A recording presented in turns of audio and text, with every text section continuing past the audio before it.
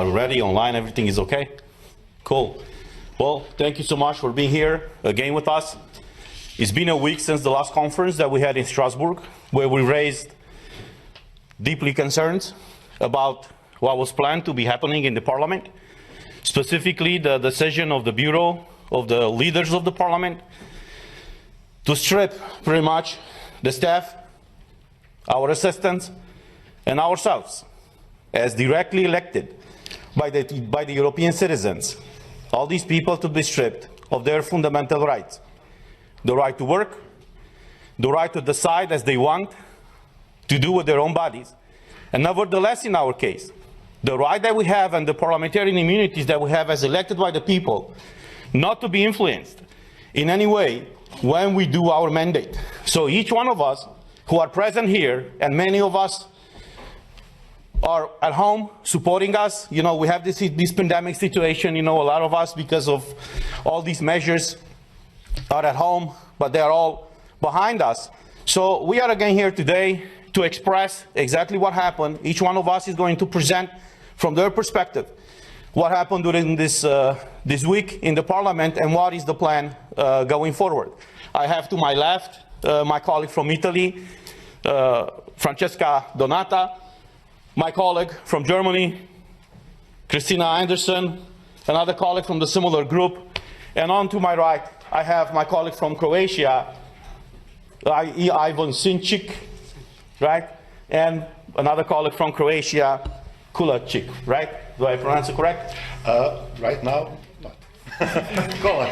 Kolakušić. I know it's tough with all these names.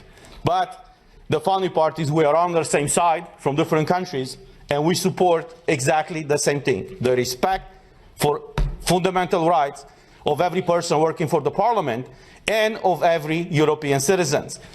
So without further ado, I would like my colleague, Christina Anderson, to have the opening. Yes, hello. First of all, thank you very much for all of you that went to great length to express your support to us in an overwhelmingly huge amount of emails. Thank you so much. We're doing this for you.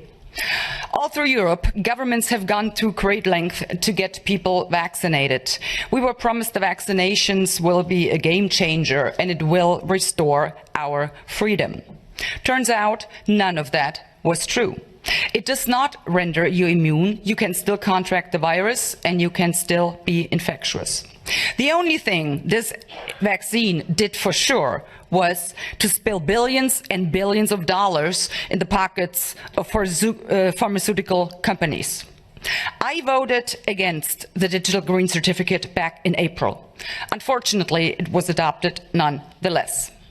And this just goes to show there is only a minority of MEPs who truly stand for European values.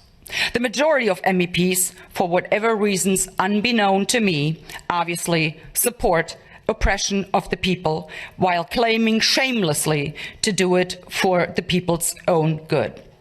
But it is not the goal that renders a system oppressive. It is always the methods by which the goal is pursued. Whenever a government claims to have the people's interest at heart, you need to think again. In the entire history of mankind, there has never been a political elite sincerely concerned about the well-being of regular people. What makes any of us think that it is different now? If the age of enlightenment has brought forth anything, then certainly this. Never take anything any government tells you at face value. Always question everything any government does or does not do. Always look for ulterior motives and always ask, cui bono, who benefits?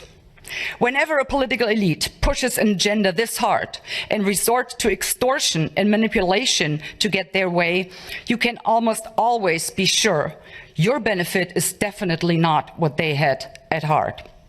As far as I'm concerned, I will not be vaccinated with anything that has not been properly vetted and tested and has shown no sound scientific evidence that the benefits outweigh the disease itself and possible long-term side effects, which, to this day, we don't know anything about. I will not be reduced to a mere guinea pig by getting vaccinated with an experimental drug. And I will most assuredly not get vaccinated because my government tells me to and promises in return I will be granted freedom. Let's be clear about one thing. No one grants me freedom, for I am a free person. So I dare the European Commission and the German government. Throw me in jail, lock me up and throw away the key for all I care. But you will never be able to coerce me into being vaccinated if I, the free citizen that I am, choose not to be vaccinated. Lastly, I would like you to think about this one. The compulsory use of the digital green certificate undermines everything that Europeans stand for. It violates constitutionally guaranteed fundamental rights, and it constitutes the first step towards the insufferable Chinese social credit system. I will never stand for this. I will never put up with this. Thank you. Thank you. Thank you, Christine. I agree with almost all the things that you said, but what I want to add here is that what we are discussing today and what we should be worried about is not a matter of being in favor or against the COVID vaccines. The issue today is whether we are supposed to leave European citizens without a safeguard of their fundamental rights, and precisely the right to have a job, to be treated equally by institutions without any discrimination, and the right to protect the integrity of their bodies, choosing in complete freedom whether to accept or not a sanitary treatment. All citizens must be free to choose what risks they want to run for their own health and what risks they are not ready to face. The mandate for COVID certificates to work is just an extortion of consent to a personal choice about one's own body, and it violates human rights as enshrined in the European Charter and in many EU laws. We are here standing to call for the respect of European fundamental values and freedom, for non-discrimination and for human dignity. If we accept the mandate of a digital certificate for the exercise of our fundamental rights, we won't be entitled of those rights, just as human beings, as longer, but will be subjected to some authority's permission to live our lives in liberty.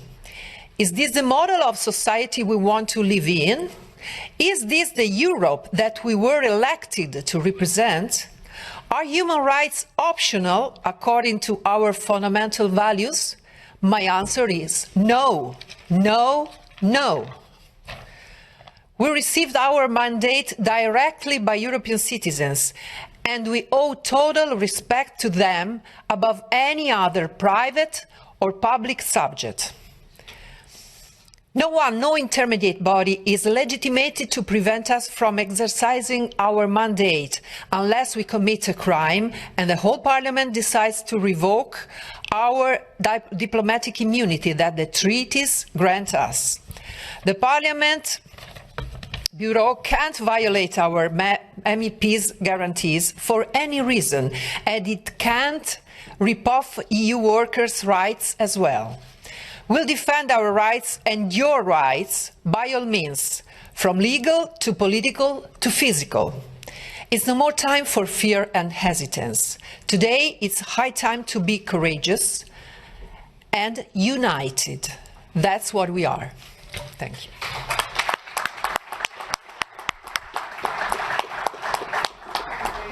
Ivan.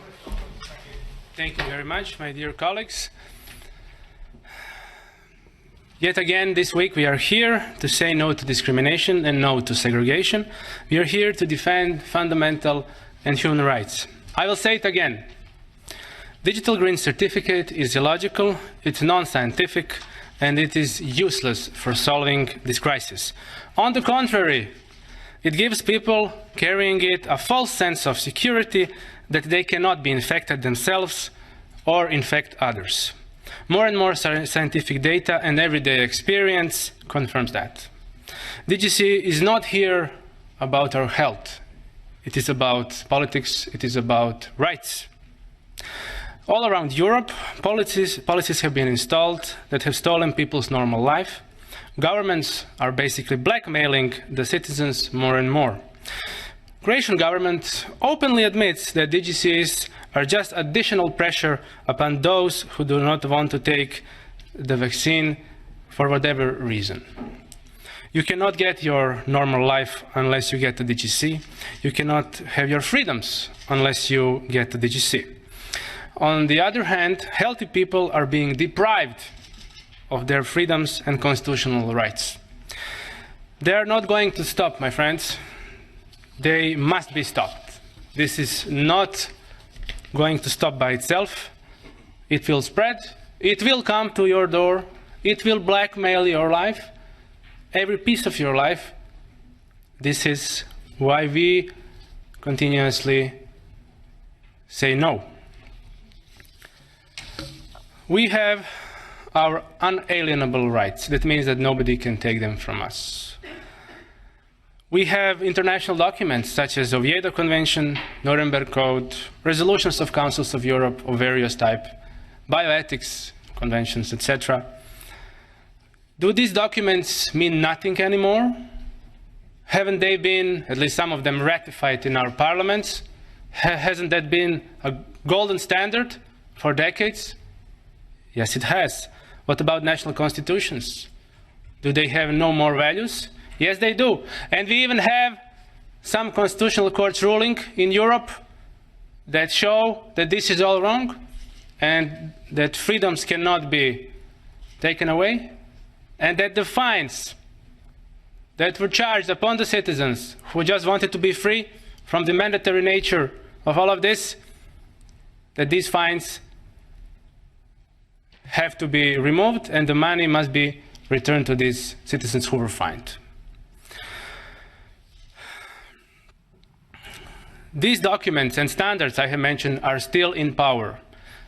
They have not been removed from power simply because some government puts pressure on some different policy. They are still in power, and they will be in power. And we will fight for these standards and documents, and we call upon them. Another standard that we have is that the citizens of Europe have a right to choose their own therapy for whatever disease, including COVID-19. They have a right, in consultations with their doctor, with their family physician, to make best choices for their health. Either it is a vaccine of any type, or a cure, or whatever gets invented. It's your own choice as a patient. No government can coerce you on a certain type of medical product. Digital Green Certificate is a European problem. It is not just a problem of Italy or Lithuania or European Parliament now, European Parliament building. It's a European problem. It is a common problem. It is not a problem of one European country. It is a problem of all of us. This will not be limited, as I say, to one country. This will be coming to your door. And the sooner we say no, the stronger the message that we send. I call upon all the free peoples of Europe to resist DGC wherever they can. Fight for your rights. Thank you. Thank you. You know, we were elected by the people. That's what the treaty says. But we should not forget that we are elected here for the people.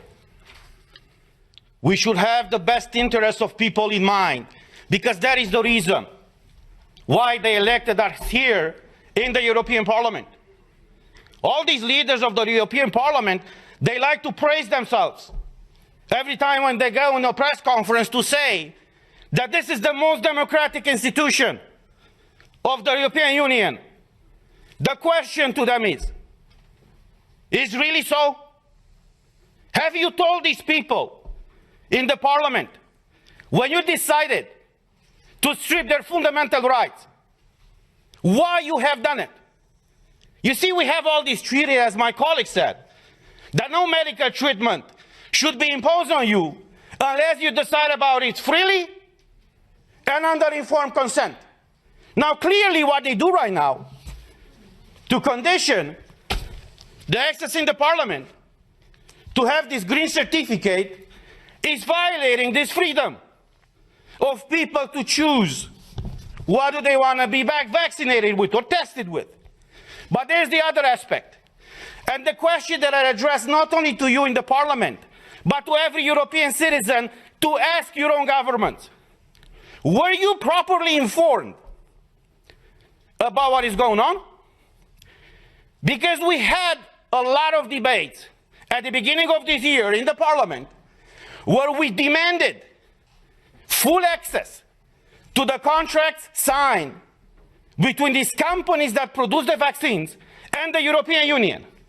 And I quote from an article in Euroactive, who says the following in an article from January 22nd, 2021, that says the following. The contract signed between pharmaceutical company and the European Commission in November of 2020 was made available to MEPs on Tuesday in a redacted format after the company agreed to open the contract up to scrutiny. Say what? Say what? So you're imposing a medical product on the European citizens without them knowing what's in these contracts? Not only them knowing, but us, we don't know. So after a lot of pressure in the parliament, as the article says, these contracts were disclosed to us and to the public. And I want to show you some of those pages. And you tell me if this is okay for the European citizens to be exposed to this situation where they cannot come to work, they cannot enter a store, they cannot go with their kids to schools, where they cannot freely move from one country to another, unless in one situation is vaccinated with one of these products. So these are the contracts that were disclosed by the Commission with the approval of the company. This is unheard of. And I will just show you the pages. These are the pages. You see? They call this transparency these days. So this is the fundamental principle, right, of democracy. I'm asking you guys, is this transparency? Do you see anything? Because we don't. European citizens' money have been given by Ursula von der Leyen to these companies. What happened with those money? What are they? Why are they open with the people and fully transparent so we all know what is going on? The difference between tyranny and democracy is very simple. When the government knows everything about you, that's tyranny. I know how it is to live in tyranny. When you know everything about your government, that's democracy. So this is where we are right now, praising this institution. It's the most democratic institution in the European Union. And even us as MEPs, as directly elected by the people, for the people, we haven't been able to see in these contracts. So as we said last week, we are here for you, and we will fight for you. I know many of you are struggling all across Europe, and many of you working for the European institutions are struggling right now. But look, as a former US president said, freedom, liberty is one generation away from extinction. We live that type of time right now. And it's our duty and our call to fight for liberty. Thank you.